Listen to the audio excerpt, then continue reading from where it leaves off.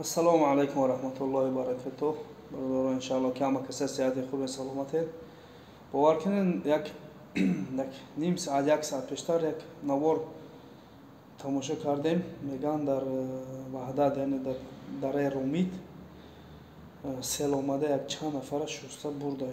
از نوار میگذاریم اگر که ببینیم همین حقیقت داشته باشه، اگر همین در اصل دره رومید باشه خودت کمیته را بنویسین، با خاطر که همین نوار در همه جا پخش شده. چند برادر در نزدیکی ما هستن خطی ما کار میکنن و یا از رومیدان میگه این خیلی جا در رومید نیست. مقصد ما چیه که برادرها پیش خودتان دروغ و حیله و نرنگ نسازین. اول یک چیز عمیق کنین. به هر نوار میگذارم که تماشا کرده ببینین، بعد در کامنت اتوچ با ما بنویسین. خداوند یار مددگارتان باشه. بله سیل باز ببینید. مرا بردی نکازل نگاه موشی. بگیرش بالا برو. برو نه تلفن کیا؟ نه. برو یا نه بالا برو نه گارن.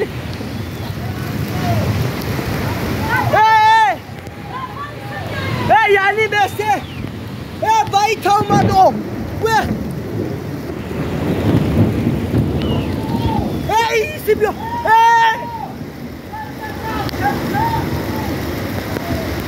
برایسو. کش نیا. هیچی آفت یا. چیزی بابا. آی خری یخی. واه بله. امو. سینی دوری آمر را.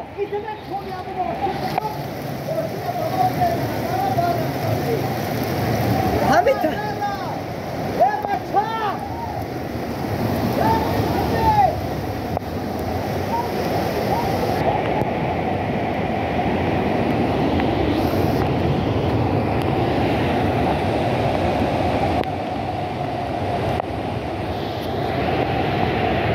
این سایفلار انیق میبرم موشیشا. و بلک گریب را هواز کا. اونا. و بلک در دروش را همه. بلا. همشون در دروشون بود. با خدانا. برو بالا برو. بالا برو باید همه کنه. بالله باشی تمه برا امو. بالا برکی تمه کنه بیا.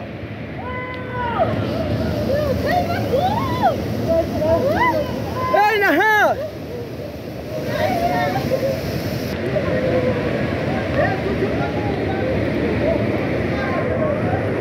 بالله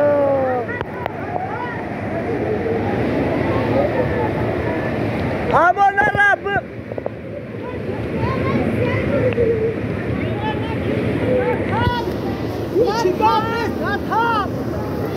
بله او سایفلا یا حیف شدنه.